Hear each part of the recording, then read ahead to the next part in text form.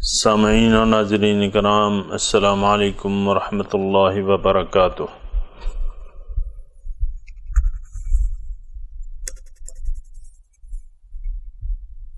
سورہ بقرہ آیت نمبر 165۔ اعوذ باللہ من الشیطان الرجیم، بسم اللہ الرحمن الرحیم۔ وَمِنَ النَّاسِ مَن يَتَّخِذُ مِن دُونِ اللَّهِ أَندَادًا يُحِبُّونَهُمْ كَحُبِّ اللَّهِ وَالَّذِينَ آمَنُوا أَشَدُّ حُبًّا لِلَّهِ وَلَوْ يَرَى الَّذِينَ ظَلَمُوا إِذْ يَرَوْنَ الْعَذَابَ أَنَّ الْقُوَّةَ لِلَّهِ جَمِيعًا وَأَنَّ اللَّهَ شَدِيدُ الْعَذَابِ استبرأ الذين اتبعوا من الذين اتبعوا ورأوا العذاب وتقطعت بهم الأسباب۔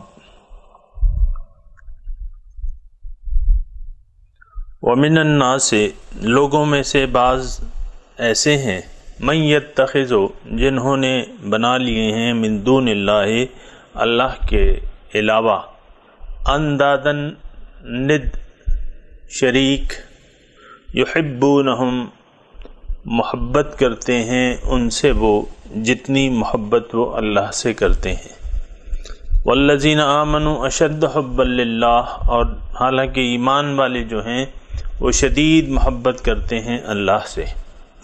ولو یری الذین ظلموا اذ یرون العذاب، اور کاش کہ اگر دیکھ لیں ظالم لوگ جب عذاب دیا جائے گا اور ان کو پتہ چل جائے کہ ان القوۃ للہ جمیعا، کہ تمام قوت جو ہے وہ اللہ ہی کے پاس ہے۔ وَأَنَّ اللَّهَ شَدِيدُ الْعَذَابِ، اور اللہ تعالیٰ شدید عذاب دینے والا ہے۔ سامعین کرام، اللہ سے محبت کیوں کر؟ ایک بات سامعین کرام نوٹ کر لیجئے، میں بار بار آپ کو کہہ رہا ہوں کہ اللہ سے محبت نہیں ہو سکتی جب تک کہ وہ ہمارا مقصود نہ بن جائے۔ اور مقصود کیسے بنے گا؟ کہ جب ہم غور کریں گے، فکر کریں گے، اللہ کو ہم کیسے چاہنے لگیں گے۔ جب اس وقت تک یہ ممکن نہیں ہے کہ جب تک ہم عقل اور فکر استعمال نہ کریں، سوچیں نہیں۔ اور اگر ہم سوچ سمجھ کر اللہ تعالیٰ ہی کو اپنا مقصود واحد بنا لیں تو پھر باقی کام جو ہیں وہ آسان ہے۔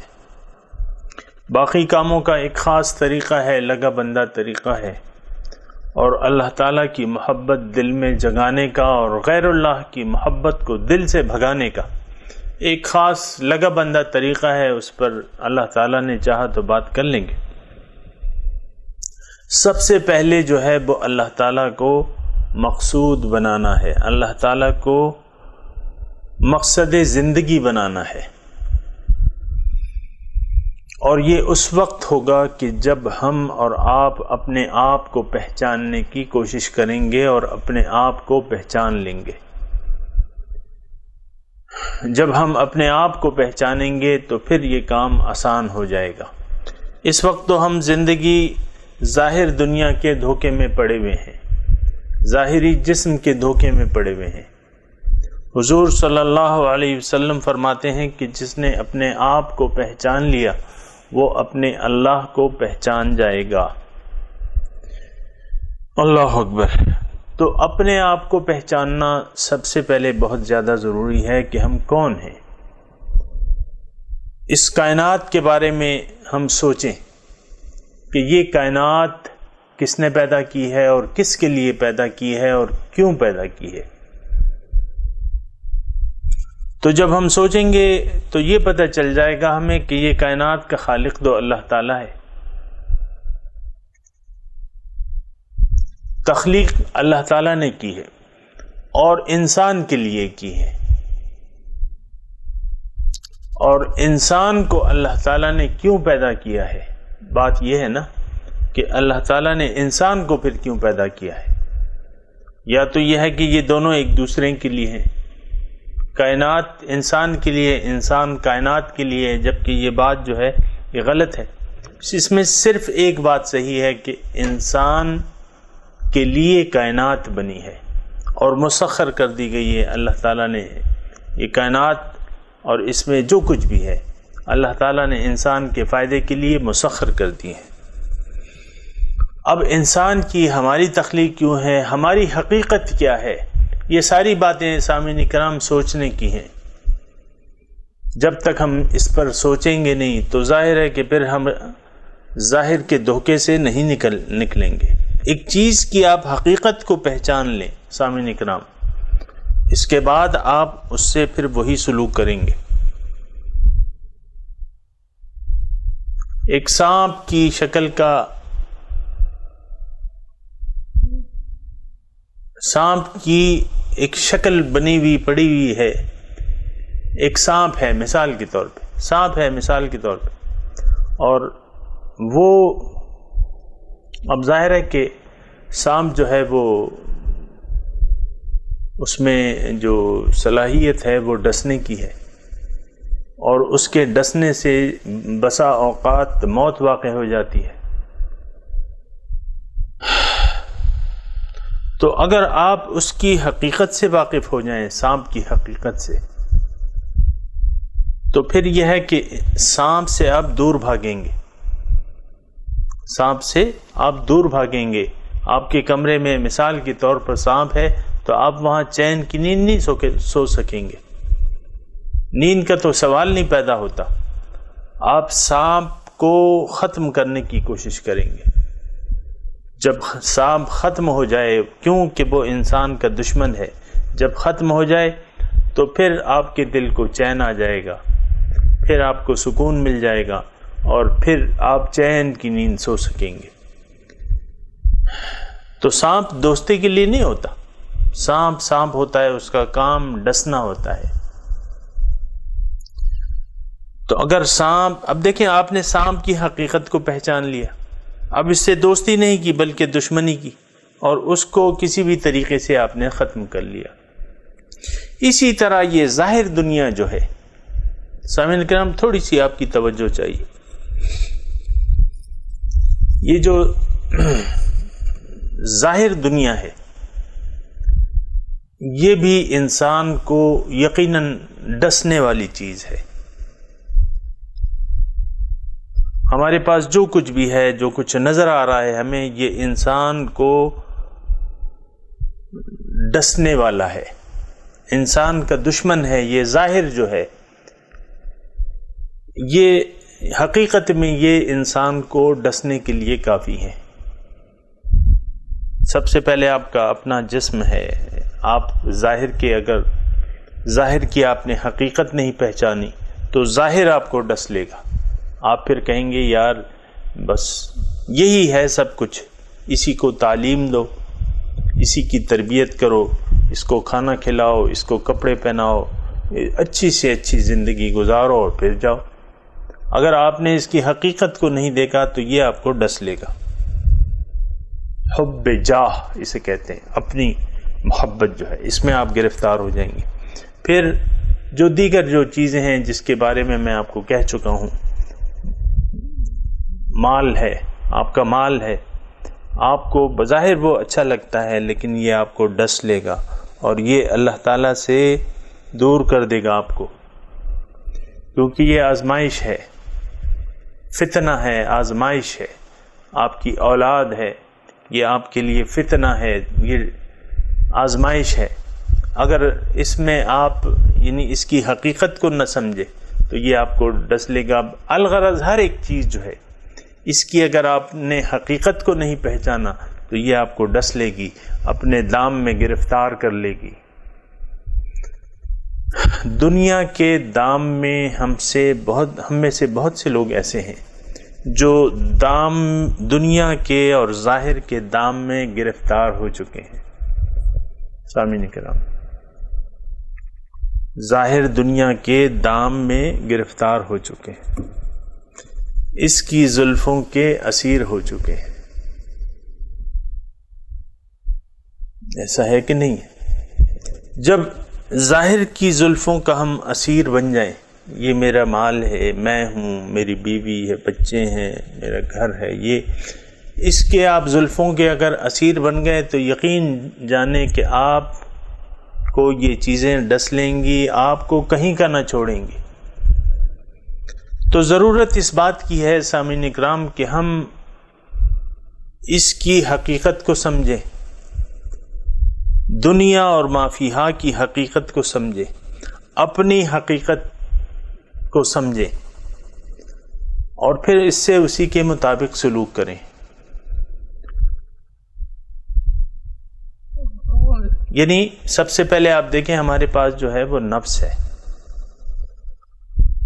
اور حضور فرماتے ہیں کہ اعدى عدوک نفسک الذی بین جنبیک، تمہارا دشمن نمبر 1 تمہارا نفس ہے جو تمہارے پہلو کے اندر ہے۔ اب یہ نفس بھی ہے، نفس کے دام میں جو گرفتار ہو گیا۔ اب دیکھیں بہت سے ہم میں سے لوگ جنہوں نے اپنا تزکیہ نہیں کیا ہوا ہے، وہ میں کے سحر میں گرفتار ہیں۔ میں انا ولا غیری، میں ہوں اور میرے علاوہ کچھ بھی نہیں۔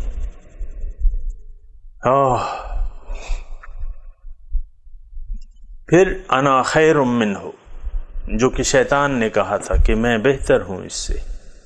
ہم میں سے ہر کوئی تقریباً الا ماشاء اللہ وہ الگ لوگ ہیں، وہ اپنے یہ انا خیر منہ میں گرفت کہ میں جو سوچ رہا ہوں وہ درست ہے، میں جو کر رہا ہوں وہ درست ہے، میرا جو انداز فکر ہے وہ درست ہے، میرے افعال درست ہیں، اور میں بس اپنی رائے کو مقدم سمجھتے ہیں۔ اب تھوڑی سی میں آپ کو آپ کی اگر توجہ دلاؤں، ہم میں سے ہر شخص اپنی رائے کو مقدم سمجھتا ہے اللہ کی رائے پہ، اللہ کے رسول کی رائے پہ، اور دیگر تمام لوگوں کی رائے پہ، جس سے جتنا ہو سکتا ہے۔ دیکھیں بعض وقت تو مجبوریاں آ جاتی ہیں، مثال کے طور پہ آپ دفتر میں کام کر رہے ہیں تو باس کی رائے جو ہے وہ پھر آپ کو اس کو اہمیت دینی ہوگی، فوقیت دینی ہوگی۔ دکاندار جو ہے وہ پھر گاہک کی رائے اس کو اہمیت دے گا، فوقیت دے گا، کیونکہ اس کو وہاں۔ اسی طرح جو ہے وہ گھر میں آپ دیکھ لیں تو بعض وقت دوسرے کی رائے سننا پڑتی ہے اور اس پر عمل کرنا پڑتا ہے، لیکن اکثر اوقات جو ہے ہم اپنی رائے پر ہی عمل کرتے ہیں، اپنی رائے کو مقدم سمجھتے ہیں۔ جو نقطہ میں یہ صرف تھوڑی سی دیر کے لیے کہنا چاہتا ہوں کہ ہم آگے بڑھ جاتے ہیں اللہ سے اور اس کے رسول سے، یعنی اپنی رائے کو فوقیت دے دیتے ہیں اللہ کی اور رسول کی رائے پر، اس کے احکامات پر، حالانکہ ہمیں یہ حکم تو نہیں ہے۔ ہمیں تو حکم ہے کہ لا یا ایھا الذین آمنوا لا تقدموا بین یدی اللہ ورسولہ، اللہ اور اس کے رسول سے آگے نہ بڑھو، لا تقدموا بین یدی اللہ ورسولہ، اللہ اور اس کے رسول سے آگے نہ بڑھو۔ اپنی رائے کو فوقیت نہ دو ان کی رائے پر، ان کی رائے جو ہے مقدم ہے، ان کی رضا جو ہے مقدم ہے، ان کا فیصلہ جو ہے وہ مقدم ہے۔ سامعین کرام، میں یہ بات کر رہا تھا کہ اللہ تعالیٰ جب تک ہمارے مقصود نہ بن جائیں اس وقت تک نیکی ہم نہیں پا سکتے، نیکی کر ہی نہیں سکتے، کیونکہ وہ ہمیں محبوب ہی نہیں ہوں گے۔ جب محبوب نہیں ہوں گے اس کی رائے کو بھی ہم اہمیت نہیں دیں گے۔ سامعین کرام، یہی کچھ ہو رہا ہے، لیکن میں آج کی نشست میں کوشش کر رہا ہوں کہ اس تمام گفتگو کو جو ہم نے شروع کی بھی ہے، اس کا تھوڑا سا ایک نچوڑ آپ کے سامنے پیش کر دوں، اور اس طریقہ کار پر غور کریں ہم جس کے ذریعے اللہ تعالیٰ کی محبت کو ہم دیگر محبتوں پر غالب کر سکتے ہیں، تو اس کے ضمن میں سب سے پہلے ہمیں اپنا عرفان حاصل کرنا ہوگا، اپنی حقیقت پر غور کرنا ہوگا، اپنے آپ کو جاننا ہوگا کہ ہماری حقیقت کیا ہے. کیونکہ جیسا کہ میں نے آپ کے سامنے حدیث پڑھ کے سنائی ہے کہ من عرف نفسہ فقد عرف ربہ، جس نے اپنے آپ کو پہچان لیا وہ اپنے رب کو پہچان جائے گا. تو سب سے پہلے اپنے آپ کو پہچاننا ہے. سامعین کرام، اپنے آپ کو پہچاننے کا مطلب یہ ہے کہ آپ اپنی حقیقت کو دیکھیں، اور جب ہم اپنی حقیقت کو دیکھتے ہیں تو انسان کے دو اجزاء ہیں، ایک اس کا ظاہر ہے اور ایک اس کا باطن ہے. اس کے ظاہر کو ہم جسم کہتے ہیں، اس کے باطن کو ہم روح کہتے ہیں. حقیقت یہ ہے کہ روح، ہماری روح جو ہے وہی حقیقت ہے. ظاہری جسم کی یہ ایک لباس ہے اس روح کا، اس وقت ایک جامہ ہے، ایک مکان ہے کہ یہ روح اس میں رہ رہی ہے. ہمارے ظاہری جسم کی یہ حیثیت ہے سامعین کرام کہ وہ روح جو ہے وہ اس مکان میں رہ رہی ہے اور ایک خاص وقت تک رہے گی، اور جب رب کا فیصلہ، رب کا اندازہ پورا ہو جائے گا تو یہ روح جو ہے اس کو واپس بلا لیا جائے گا جہاں سے یہ آئی تھی. تو سب سے پہلے سامعین کرام، بات میں مشکل نہیں کر رہا، آسان الفاظ میں میں آپ کو یہ باتیں بیان کر رہا ہوں کہ سب سے پہلے اپنی ذات کا عرفان ہمیں حاصل کرنا ہوگا، اپنے آپ کو پہچاننا ہوگا. اب ظاہر روح ہے، ظاہر جسم میں ہے. اب یہاں سوال یہ پیدا ہوتا ہے کہ آخر کیوں یہ روح کیوں موجود ہے، اس کا کیا مقصود ہے؟ دیکھیں، آپ جہاں کہیں بھی سفر کرتے ہیں دنیا میں، کہیں بھی آپ سفر کرتے ہیں، گھر سے نکلتے ہیں، آپ کا ایک مقصود ضرور ہوتا ہے. سفر کا ایک مقصد ہوتا ہے. اللہ اکبر، سفر کا ایک مقصود ہوتا ہے. آپ کہیں بھی جا رہے ہیں، یا تو مثال کے طور پہ ایک آدمی اپنا وطن چھوڑ کے برطانیہ جاتا ہے، تو یا تو اس کا مقصود جو ہے وہ تعلیم حاصل کرنا ہے یا پیسہ کمانا ہے، یا مثال کے طور پہ اس کے گھر والے وہاں رہتے ہیں، وہ اپنے گھر والوں سے ملنا چاہتا ہے. اب جو آدمی، مثال کے طور پہ جو آدمی اپنا وطن چھوڑ کے، پاکستان چھوڑ کے برطانیہ جانا چاہتا ہے وہاں تعلیم حاصل کرنے کے لیے، اب ظاہر ہے کہ وہاں اس کو تو پھر تعلیم حاصل کرنی. اب ظاہر ہے برطانیہ میں تو اپنی بھی کچھ رنگینیاں ہوں گی، کچھ سیر ہوں گے، کچھ سپاٹے ہوں گے. اب یہ تو نہیں کہ وہ جا کے وہاں ان رنگینیوں میں کھو جائے اور وہیں کا ہو کے رہ جائے اور اس میں دل لگا لے. نہیں، اس نے یہ تو جس مقصد کے لیے وہاں گیا ہے تو اس مقصد کو وہ پورا کر کے اس کو واپس آنا ہے پاکستان، اپنے وطن میں، اپنے گھر میں واپس آنا ہے. اس کو والدین نے بھجوایا ہے، پیسے خرچ کیے ہیں، برطانیہ بھجوایا ہے تعلیم حاصل کرنے کے لیے. تو بات یہ ہے کہ اب اگر یہ جا کے وہاں کی برطانیہ کی رنگینیوں میں کھو جائے تو پھر یہ اور دھوکہ اس کو لگ جائے تو پھر تو یہ بات خطرناک ہے، کیونکہ اس سے تو اپنا مقصود رہ جائے گا. سامعین اکرام، یہ میں نے مثال کے طور پہ بیان کی. ہر جگہ آپ جب سفر کرتے ہیں اپنا مقصد حاصل کر کے واپس آ جاتے ہیں. سفر کا ایک مقصد ہوتا ہے. انسان اس وقت ایک سفر کی حالت میں ہے. ہم اور آپ سفر کر کے آئے ہیں. عالم ارواح سے ہماری روح نے سفر کیا ہے، عالم دنیا میں آئی ہے. اور وَلَكُمْ فِي الْأَرْضِ مُسْتَقَرٌّ وَمَتَاعٌ إِلَىٰ حِينٍ، تمہارے لیے ایک زمین پر ٹھہرنا ہے، عارضی ٹھہرنا ہے، عارضی ٹھکانا ہے ایک خاص وقت تک کے لیے. اس کے بعد تم نے پھر واپس جانا ہے. اور جب ہم کہتے ہیں کہ اِنَّا لِلَّهِ وَإِنَّا إِلَيْهِ رَاجِعُونَ، اللہ تعالیٰ، ہم تو اللہ کے ہیں اور اللہ کی طرف واپس جانے والے ہیں. اب سوال یہ ہے کہ یہاں کیوں آئے ہو؟ پھر یہاں کیا لینے کے لیے آئے ہو؟ اللہ تعالیٰ کے پاس کوئی رزق کی کمی تھی وہاں؟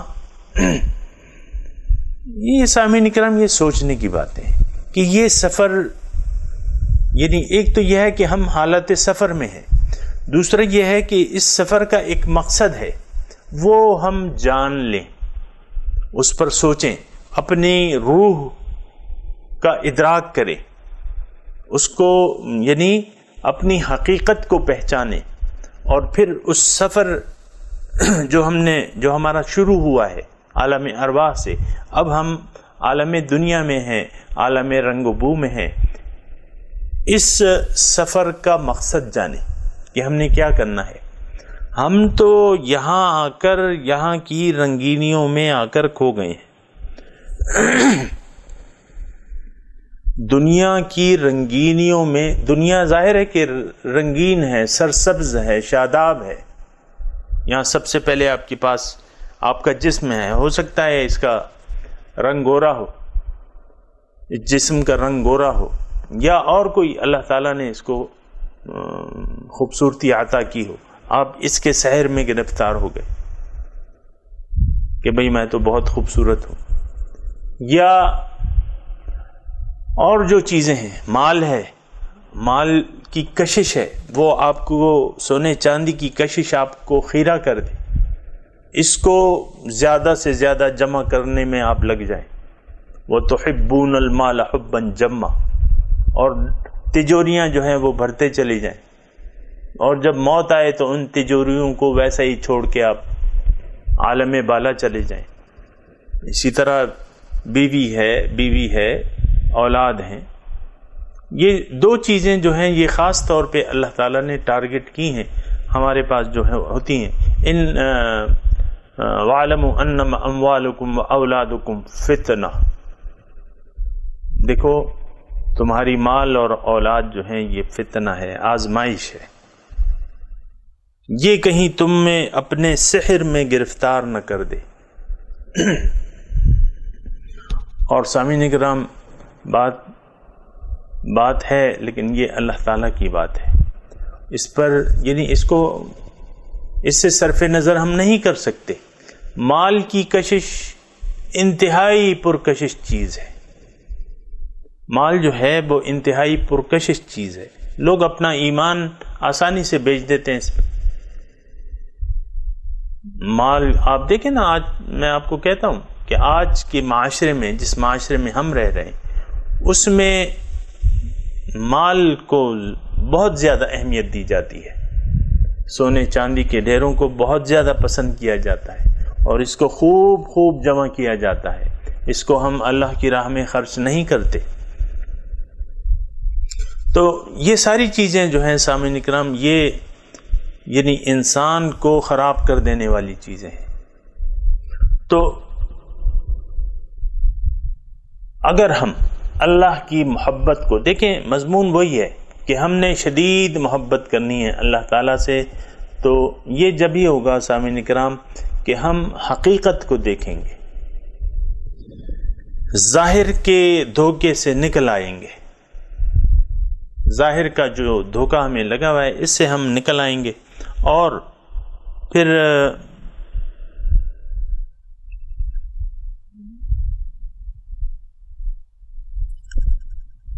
جب ظاہر کے دھوکے سے ہم خبردار ہو جائیں گے، پھر ہمیں اپنے اصل کی فکر پڑے گی۔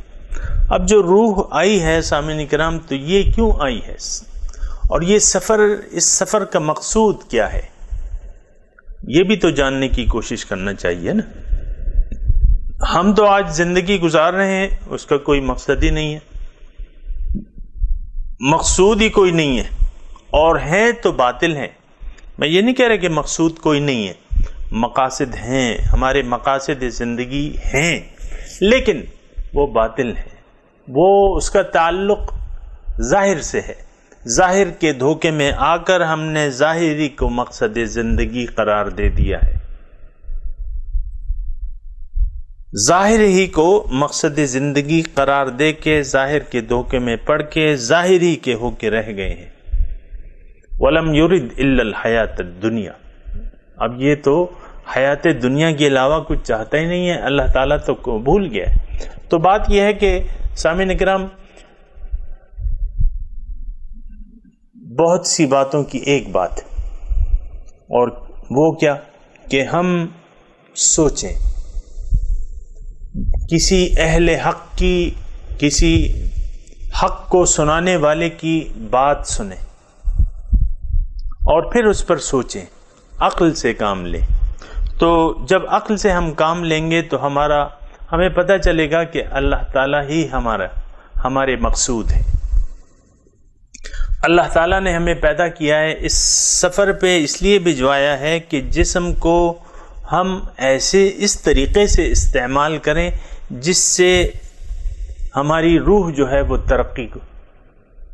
روح کی ترقی ہو، روح میں قوت آئے، اور اتنی قوت آئے کہ یہ اللہ تعالیٰ کے قرب کی، اس کے دیدار کی تاب لا سکے۔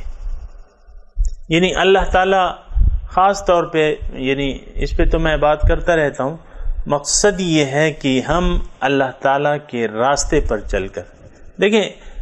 اگر آپ سمجھنا چاہتے ہیں تو یہ بات بہت آسان ہے۔ ہم دنیا میں آئے ہیں، اللہ تعالیٰ نے ہمیں اپنا راستہ دکھایا ہے، اللہ تعالیٰ نے ہمیں اپنا راستہ دکھایا ہے، اور ہم اگر اللہ تعالیٰ کے راستے پر چلیں گے تو کہاں پہنچ جائیں گے؟ اللہ کے پاس پہنچ جائیں گے۔ تو مقصود ہمارا ایک ہے، اور وہ ہے اللہ۔ ایک اللہ ہمارا مقصود ہے۔ کرنا کیا ہے ہم نے اللہ تعالیٰ کے راستے پر چلنا ہے، اس میں محنت کرنی ہے، جد و جہد کرنی ہے، اللہ ہی کو اپنا مقصود بنانا ہے، اور پھر اللہ تعالیٰ کے راستے پہ محنت کرنی ہے۔ وَجَاهِدُوا فِي اللَّهِ حَقَّ جِهَادِهِ، اللہ کے بارے میں محنت کرو جیسے کہ محنت کا حق ہے، حق کا جہاد ہے، جیسا کہ محنت کا حق ہے۔ سامعین کرام، یہ راستہ جو ہے، یہ انسان کو، یہ راستہ جو ہے، جو اللہ کا راستہ ہے، یہ وہ راستہ ہے جو انسان کو ظلمت کے اندھیروں سے نکال کر نور کی روشنی کی طرف لے جاتا ہے۔ جو اللہ تعالیٰ، جو لوگ یہ فیصلہ کر لیں کہ میں نے اندھیرے میں نہیں رہنا، اندھیرے میں نہیں رہنا، میں نے نور کی طرف جانا ہے، نور کو حاصل کرنا ہے، نور کو دل میں لانا ہے، تو پھر یہ بڑا مبارک فیصلہ ہے۔ اگر آپ نے اور میں نے یہ فیصلہ کر لیا کہ یہ نور میں نے حاصل کرنا ہے، اس کو میں نے حاصل کرنا ہے اور اس کو اپنے دل میں لانا ہے، اور پھر اس کے ذریعے لوگوں میں پھر زندگی گزارنی ہے۔ افمن جعلناہ لہ نورا یمشی بہ فی الناس کمن مثلہ فی الظلمات لیس بخارج منہا۔ اللہ تعالیٰ فرماتا ہے، کیا وہ شخص جس کو میں نے ایک نور مقرر کر دیا ہے، تو اور وہ اس نور کے ذریعے لوگوں میں چلتا پھرتا ہے، کیا وہ ہو سکتا ہے اس شخص کی طرح جو کہ جہالت کی تاریکیوں میں پڑا ہے اور اس سے نکلنے کا نام ہی نہیں لیتا؟ سامعین کرام، یہ منزل جو ہے، اللہ تعالی کو اپنی منزل بنا کر اس کی رضا کے راستے پر چل کر اس تک پہنچنا، یہ انسان کی منزل ہے۔ اصل میں بات یہ ہے کہ اس کو تو ہم کوئی مقصود ہی نہیں سمجھتے، چونکہ اللہ کا تعلق ظاہر سے نہیں ہے اور اس کا تعلق باطن سے ہے، یعنی براہ راست تعلق اس کا ظاہر سے نہیں ہے، اگرچہ وہ ظاہر بھی ہے باطن بھی ہے، لیکن براہ راست تعلق ظاہر سے نہیں ہے۔ تو لوگ، یعنی جس معاشرے میں اور آپ رہ رہے ہیں، اس معاشرے میں اللہ تعالیٰ کے قرب اور اس کی معرفت کی کوئی قدر نہیں ہے، دیدار الہی کی کوئی طلب ہی نہیں ہے، اللہ کو تک لینا اس کا کوئی شوقین ہی نہیں ہے۔ اللہ تعالیٰ کو تکنے کا کوئی شوقین ہی نہیں ہے۔ یہ بڑی سامعین اکرام بڑی خطرناک صورتحال ہے، اور یہ ہم اس سے واقف ہو جائیں گے، یعنی ہمیں پتہ چل جائے گا اگر ہم سوچنے لگیں اس کے بارے میں، اللہ کے بارے میں ہم اگر سوچنے لگیں، اس کی صفات کے بارے میں، ذات کے بارے میں نہیں، صفات کے بارے میں کہ اللہ تعالیٰ کتنا حسین ہے۔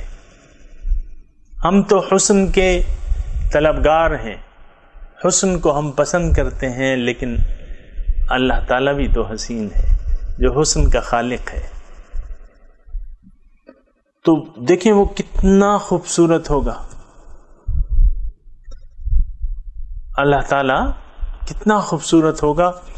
دوسرے ذات دیکھیں، ہمارا مقصود تو اللہ تعالیٰ ہے، تو اللہ تعالیٰ جب ہم مقصود میں کہتا ہوں تو اس سے جو قرآنی اس سے ہم مطلب لیتے ہیں، وہ ایک تو یہ ہے کہ جو قرآن میں بیان کیے گئے ہیں، ایک تو اللہ تعالیٰ کا قرب عند ملیک مقتدر، اللہ کے اب ذات الہی کے بارے میں تو ہم کچھ سوچ نہیں سکتے، کیونکہ لیس کمثلہ شیء،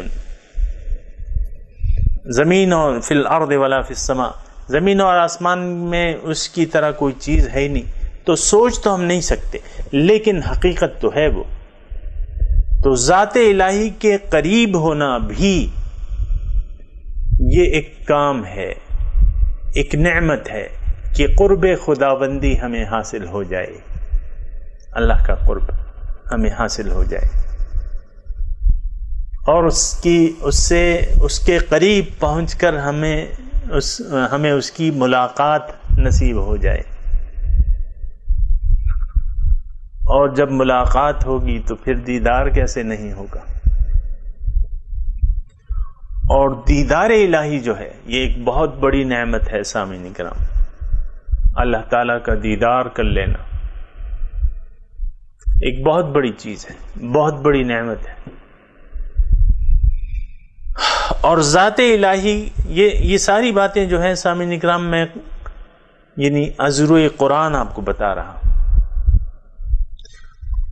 آخرت میں ہماری ملاقات ڈن ہے، اللہ تعالیٰ کے ساتھ ہماری ملاقات طے ہے، اب اس ملاقات کا بس انتظار ہے، اور اس ملاقات کے لیے کوشش کرنی ہے۔ دنیا میں جب ہم آئے ہیں، اللہ تعالیٰ نے ہمیں یہ جسم عطا فرمایا ہے، یہ زندگی عطا فرمائی ہے، اور یہ وقت عطا فرمایا ہے، یہ صرف اس لیے کہ ہم اس میں جد و جہد کریں، اللہ کے راستے پر چلیں، تاکہ ہم اس کے نزدیک ہو جائیں، تاکہ ہماری روح ان اعمال و افعال کی بنا طاقت سے طاقتور ہوتی چلی جائے، یہاں تک کہ جب ہم قیامت کے دن ملاقات ہوگی ہماری، تو قیامت کا دن جو ہے وہ تو ملاقات کا دن ہے۔ حضور صلی اللہ علیہ وسلم بیٹھے ہوئے تھے صحابہ کرام کی جھرمٹ میں، تو کسی نے پوچھا کہ حضور ہم اللہ تعالیٰ کا قیامت کے دن دیدار کر سکیں گے؟ حضور نے فرمایا کہ کیوں نہیں، دیکھو یہ چاند جو نکلا ہے، 14ویں کا چاند ہے، یہ اس کو دیکھنے میں تمہیں کوئی مشکل پیش آ رہی ہے، کوئی شک و شبہ ہے؟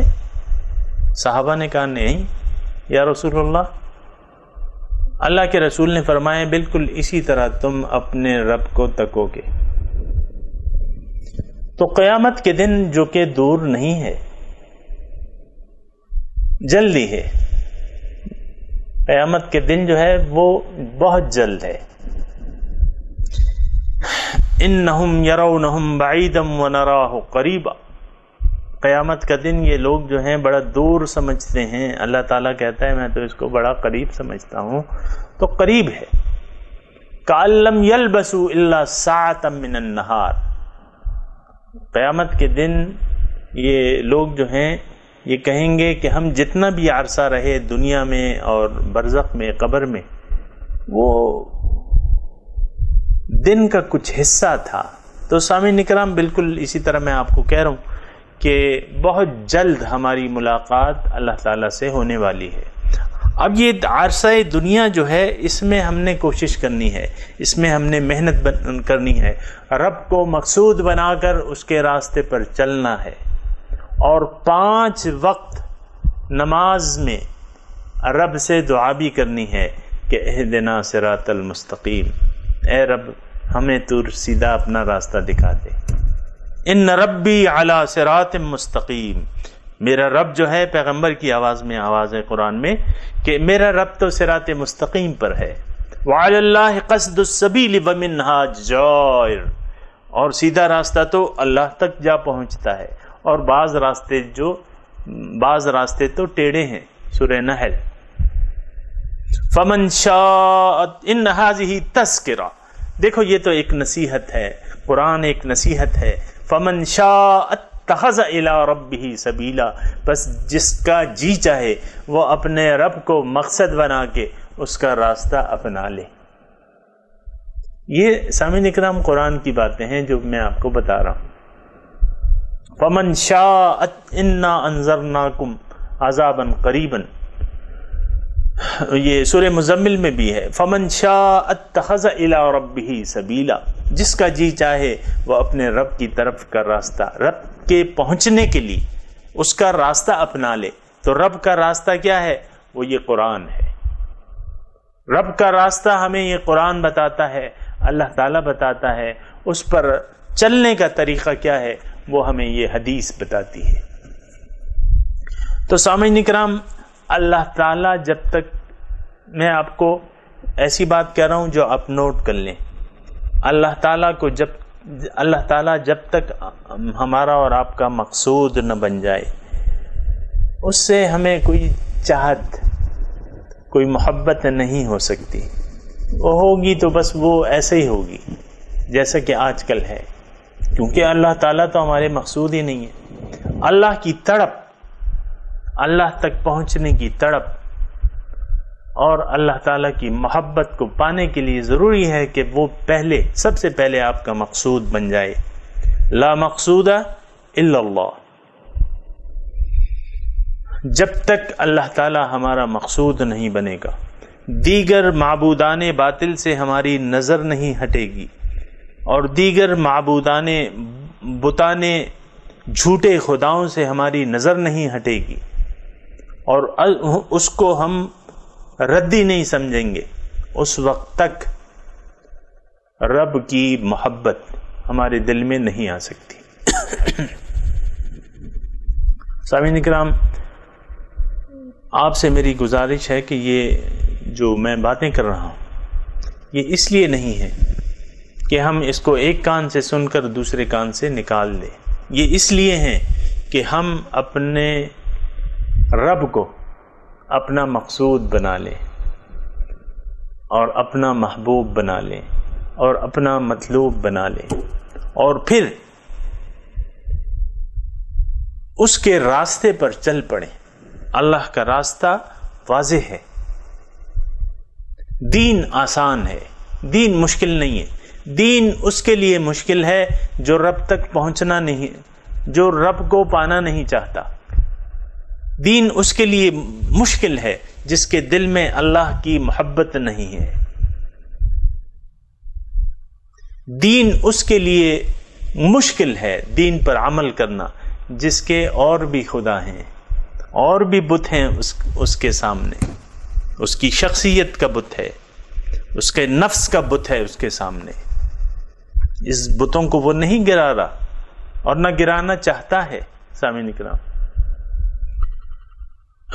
تو یہ ساری چیزیں جو ہیں سامعین اکرام یہ سوچنے کی ہیں، سمجھنے کی ہیں۔ آج کے جو سبق ہے میں کوشش اس میں کر رہا ہوں کہ یہ مضمون جو ہے اس میں میں تھوڑا سا سمیٹ لوں اور پھر ہم آگے چلیں۔ اصل دیکھیں، ہمارے یہ دین کی بنیاد ہے، یہ شرک سے نجات حاصل کرنا اور توحید کو پا لینا، یہ ہمارے دین کی بنیاد ہے۔ توحید تمام نیکیوں کی جڑ ہے، تمام عبادتوں کی جڑ ہے، اور یہ اسی وقت ہوگا جب دیگر بتوں کو ہم توڑ دیں گے. دیگر بتوں کو جو کہ میں آپ کو بتا رہا ہوں اس کو ہم توڑ دیں گے. بھائی مجھے کچھ بھی نہیں چاہیے، نہ مجھے اپنی شخصیت اپنی عزت کی پرواہ ہے، یہ قربان ہے اللہ کی راہ میں، نہ مجھے اپنے مال کی پرواہ ہے، یہ قربان ہے اللہ کی راہ میں. اور جو قربانی اللہ تعالیٰ کی راہ میں ہم سے طلب کی جائے ہم اس کو قربان کرنے کے لیے تیار ہیں. اللہ اکبر. تو سامعین کرام دوبارہ میں آپ کو، کیونکہ یہ مضمون اہم ہے اور اللہ تعالیٰ نے یہاں مومن کی ایک صفت بیان کی ہے، اگر آپ غور کریں کہ والذین آمنوا اشد حبا للہ، ایمان والے جو ہیں وہ اللہ سے شدید محبت کرتے ہیں. یہ شدید محبت یہ نہیں پیدا ہو سکتی آپ کے دل میں جب تک اللہ تعالیٰ آپ کا مقصود نہ بن جائے. آپ اپنے تمام معبودان باطل کو گرا نہ دیں، ان کو توڑ نہ دیں. اللہ تعالیٰ کی محبت جڑی نہیں پکڑ سکتی. اللہ تعالیٰ تو پاک ہے، دل میں تو پاک اور ناپاک چیزیں جمع نہیں ہو سکتی. اللہ تعالیٰ تو پاک ہے. ایک آپ نے گھر میں ایک کتا پالا ہوا ہے، اس کا ایک برتن ہے جس میں آپ اس کو دودھ دیتی ہیں، کچھ دیتی ہیں. اس میں آپ یعنی یہ تو نہیں کرتی کہ آپ اس میں اپنے لیے کسی وقت چائے بنا کے پی لیں. ہو سکتا ہے ایسا؟ نہیں. وہ برتن تو ناپاک ہے، وہ تو ایک کتے کا برتن ہے، اس میں آپ پاک چیزیں نہیں ڈال سکتی. یہ ایک نقطہ ہے سامعین اکرام، یہ آسان بھی ہے سمجھنے کے لیے. ناپاک چیز میں پاک چیز نہیں آ سکتی. ہمارا دل تو غیر اللہ کی محبتوں سے لبریز ہے، تو اللہ کی محبت تو پاک چیز ہے، اس کی صفائی کرنی ہوگی، اس کا تزکیہ کرنا ہوگا، اس کو صاف کرنا ہوگا. اس کا پھر اپنا ایک لگا بندہ طریقہ ہے، اس کے بارے میں بات ہو سکتی ہے کہ تزکیہ کیسے ہوگا، تزکیہ قلب جو ہے وہ کیسے ہوگا، وہ ایک الگ مضمون ہے. لیکن اس کو پاک کرنا ہوگا. جب وہ پاک ہو جائے گا تو یہ دل جو ہے یہ تو پھر قلب المؤمن عرش الرحمن، مومن کا دل جو ہے وہ تو رحمان کا تخت ہے، وہ تو رحمان کا مکان ہے. اس پہ تو رحمان جلوگر ہوتا ہے، اس میں آ سکتے ہیں، ان میں سما سکتے ہیں، دل میں سما سکتا ہے. اللہ تعالیٰ فرماتے ہیں، حدیث قدسی ہے کہ لا یسعنی فی ارضی ولا سمائی ولکن یسعنی فی قلب امرئ مؤمن، کہ میں آسمانوں اور زمینوں میں نہیں سماتا، مومن کے دل میں سما جاتا. اللہ اکبر. تو بات یہ ہے کہ دل، ہمارے پاس ایک دل ہے، اس پہ بات ہو سکتی ہے کسی وقت، لیکن یہ دل جو ہے، قلب جو ہے، یہ ایک بہت قیمتی چیز ہے. اور یہ قلب جو ہے اس کو اللہ تعالیٰ نے اپنا گھر کہا ہے. اس میں جب اللہ تعالیٰ آ جائے تو پھر کیا کہنے. حضور صلی اللہ علیہ وسلم کعبے کے سامنے کھڑے ہیں اور فرماتے ہیں کہ اے کعبے، تم مجھے بہت عزیز ہو، میرے باپ دادا ابراہیم علیہ السلام کے بنائے ہوئے گھر ہو، اللہ کے گھر ہو، لیکن واللہ باللہ ایک مومن کے دل کے برابر نہیں ہوتا. مومن کا دل جو ہے وہ ایک اللہ. تو بات یہ ہے کہ یہ دل اگر ہم حاصل کر لیں اور دل کو صاف کر لیں معبودان باطل سے،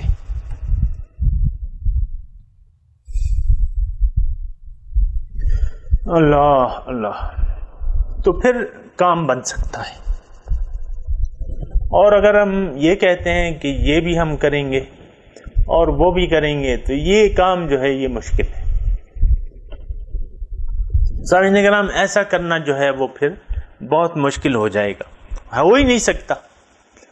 کیوں کہ ما جعل اللہ لرجل من قلبین فی جوفہ، اللہ نے کسی جوف میں دو دل نہیں بنائے ہیں،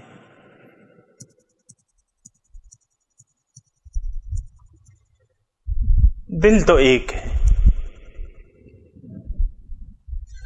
تو اس میں یا تو دنیا کی محبت ہوگی اور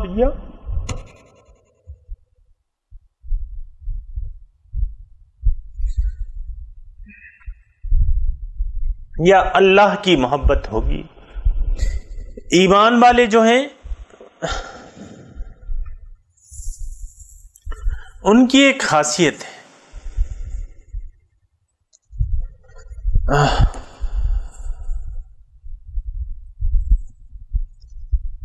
اور ان کی خاصیت وہ ہے جو بیان کر دی گئی ہے۔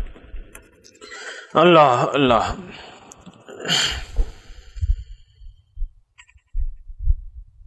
اللہ۔ تو اللہ تعالیٰ فرماتا ہے کہ من الناس سے، لوگوں میں سے بعض ایسے ہیں، من یتخذ من دون اللہ اندادا، جنہوں نے بنائے ہوئے ہیں اللہ کے سوا اور شریک، یحبونہم کحب اللہ،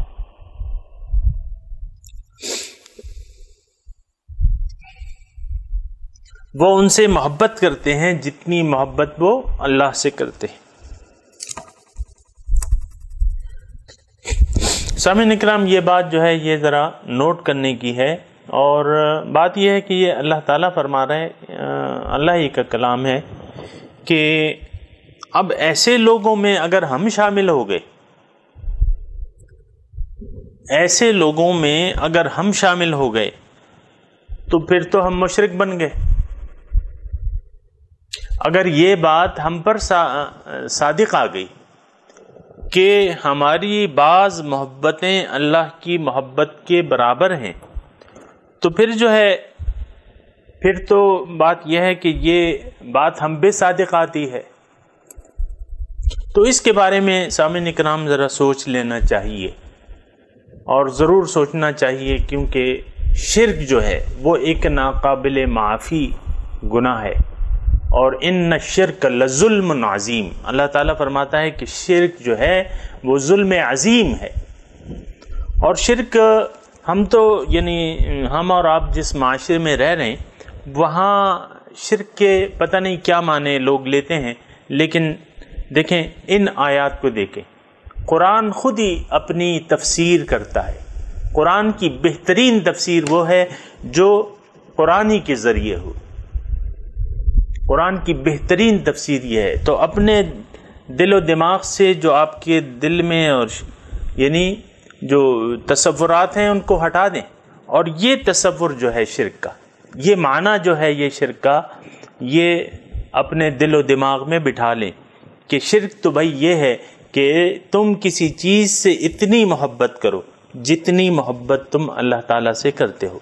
وَمِنَ النَّاسِ مَن يَتَّخِذُ مِن دُونِ اللَّهِ أَندَادًا يُحِبُّونَهُمْ كَحُبِّ اللَّهِ، وہ ان سے محبت کرتے ہیں جتنی محبت وہ اللہ تعالیٰ سے کرتے ہیں۔ حالانکہ وَالَّذِينَ آمَنُوا أَشَدُّ حُبًّا لِلَّهِ، جو ایمان والے ہیں وہ شدید محبت کرتے ہیں اللہ تعالیٰ سے۔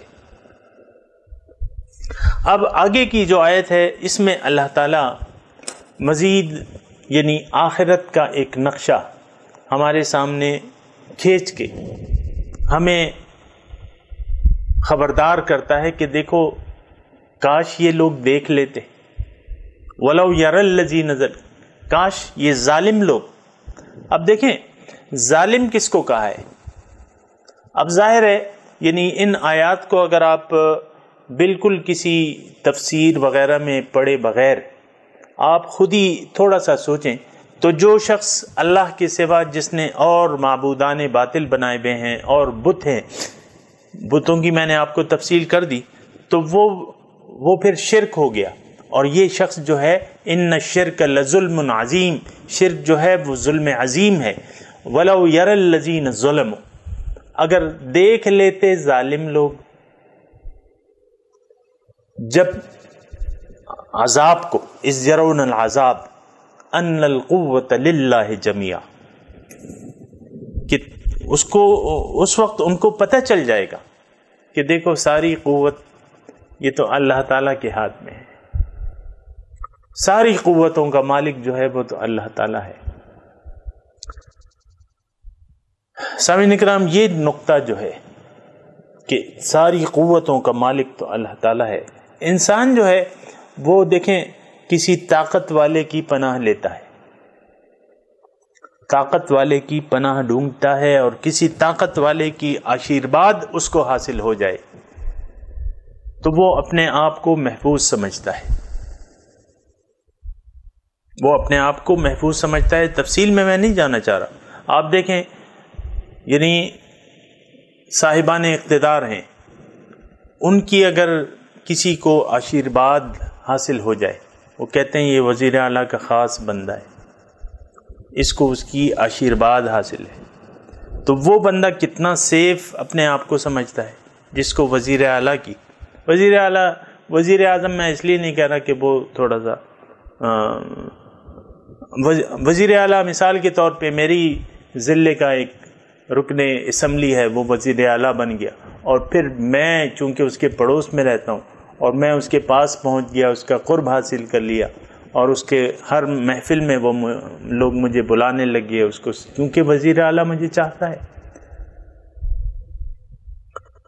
تو صاحبان اقتدار کی اور قوت والوں کی، پیسے میں دیکھیں ہم قوت سمجھتے ہیں، پیسے میں ہم قوت سمجھتے ہیں، تو تبھی تو اس پر لٹو ہو جاتے ہیں۔ صاحبان اقتدار میں قوت سمجھتے ہیں، اور یہ مضمون پھیلا لیں آپ، انسان قوت والی چیزوں کی طرف متوجہ ہوتا ہے، جو چیزیں قوت والی ہیں اس کی طرف متوجہ ہوتا ہے، یا جو اس کو فائدہ دے سکتی ہیں اس کی طرف متوجہ ہوتا ہے۔ تو قوت کس کے ہاتھ میں ہے؟ آج بھی سامعین کرام، یہ تو قیامت کے دن جو ہے وہ اسباب کا پردہ جو ہے وہ منقطع ہو جائے گا۔ اسباب کے پردے جب منقطع ہو جائیں گے تو پھر حقیقت کھل جائے گی، اور اسباب کے پردے صرف قیامت میں نہیں بلکہ نزع کے وقت بھی اسباب کے پردے ہٹ جاتے ہیں۔ فَكَشَفْنَا عَنْكَ غِطَاءَكَ فَبَصَرُكَ الْيَوْمَ حَدِيدٌ، میں آج تیری نظر سے یہ پردے، تیری نظر پر جو پردے پڑے ہوئے نا، یہ میں ہٹا دوں گا، آج تیری نظر تیز ہو جائے گی۔ یہ نزع کے وقت جو توبہ نہیں قبول ہوتی، تو اس کی ایک وجہ سامعین کرام یہ بھی ہے کہ اس وقت حقیقت منکشف ہو جاتی ہے۔ یہاں تو ایمان بالغیب معتبر ہے سامعین کرام، ہم لوگ ایمان لانے کے لیے بعض لوگ جو ہیں وہ کسی معجزے کا کے انتظار میں رہتے ہیں، ایسا بات نہیں ہے، ایمان بالغیب معتبر ہے، یؤمنون بالغیب، ایمان بالغیب معتبر ہے، لیکن جب ایمان آشکارا ہو جائے تو پھر تو وہ توبہ جو ہے وہ قبول نہیں ہوتی۔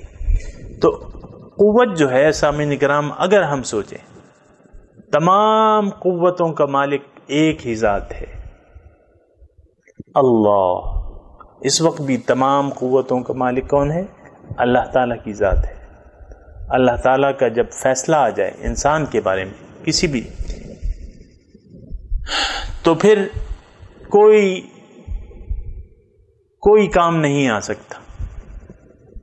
تو قوت جو ہے یہاں محسوس کرنی چاہیے کہ ساری قوتوں کا مالک تو اللہ تعالیٰ ہے۔ تو کیا یہ بہتر نہیں ہے کہ ہم آج ہی سے اس سے اپنا قوتوں والے رب سے اپنا تعلق جوڑ لیں، اسی کا دامن تھام لیں، اسی کے دامن کو پکڑ لیں؟ کیا یہ بہتر نہیں ہے؟ اسی سے اپنی ساری توقعات، ساری حاجات، اسی سے اپنی توقع لگا لیں کہ وہی ہمیں پورا کرے گا۔ تو عذاب کو جب دیکھیں گے تو اس میں تو پھر اذ یرون العذاب، جب وہ عذاب کو دیکھیں گے تو وہ کہیں گے کہ ہاں، اس وقت ان کو پتہ چلے گا کہ ساری قوت کا مالک تو اللہ تعالیٰ ہی ہے، وَأَنَّ اللَّهَ شَدِيدُ الْعَذَابِ، اور اللہ تعالیٰ تو شدید عذاب دینے والا ہے۔ یہاں تو اللہ تعالیٰ کے عذاب سے بعض لوگ بے فکر ہو گئے ہیں۔ بہت سے ایسے لوگ ہیں سامعین کرام ہمارے معاشرے میں جو کہ اللہ تعالیٰ کے عذاب سے نہیں ڈرتے، سود کھا رہے ہیں، اللہ کے عذاب سے ڈرتے نہیں ہیں، رشوت لے رہے ہیں، اللہ کے عذاب سے، دوسروں کا مال ناحق کھا رہے ہیں، اللہ کے عذاب سے ڈرتے نہیں ہیں، حقوق تلفی کر رہے ہیں، اللہ تعالیٰ کے عذاب سے ڈرتے نہیں ہیں۔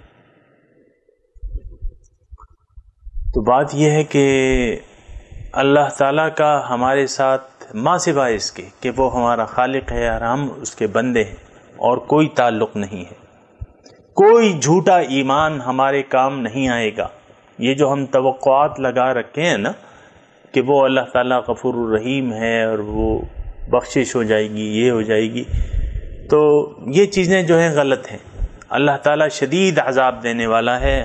اگر ایسا ہوا، دیکھیں اب سامعین کرام میں آپ کو تھوڑا سا جو میں نے آخر میں بات کہی ہے کہ کوئی جھوٹا ایمان ہمارے کام نہیں آئے گا، دیکھیں اگر شرک ہے، انسان کے دل میں اگر غیر اللہ کی محبتیں ہیں اور وہ محبتیں اللہ کی محبت کے برابر ہیں، تو پھر تو یہ ظلم عظیم ہے، یہ شرک ہے، یہ ظلم عظیم ہے۔ اور اللہ تعالیٰ نے قرآن میں لکھ دیا ہے کہ ان اللہ لا یغفر ان یشرک بہ ویغفر ما دون ذلک لمن یشاء۔ اس کے علاوہ، شرک کے علاوہ اگر کسی کی کوئی غلطیاں ہیں وہ اللہ تعالیٰ ہو سکتا ہے ما یشاء، جس کو چاہے تو معاف کر دے، لیکن شرک جو ہے یہ ناقابل معافی ہے، ناقابل تلافی ہے، اس کی تلافی نہیں ہو سکتی۔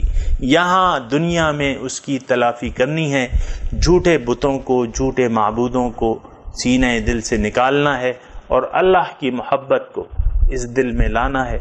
اسی صورت میں ہماری کامیابی ہے، دنیا میں بھی اور آخرت میں بھی۔ دنیا میں ہمیں اچھی زندگی اللہ تعالیٰ نے وعدہ کیا ہے، اور آخرت میں تو ہے ہی کامیابی۔ وآخر دعوانا ان الحمد للہ رب العالمین۔ السلام علیکم ورحمۃ اللہ وبرکاتہ۔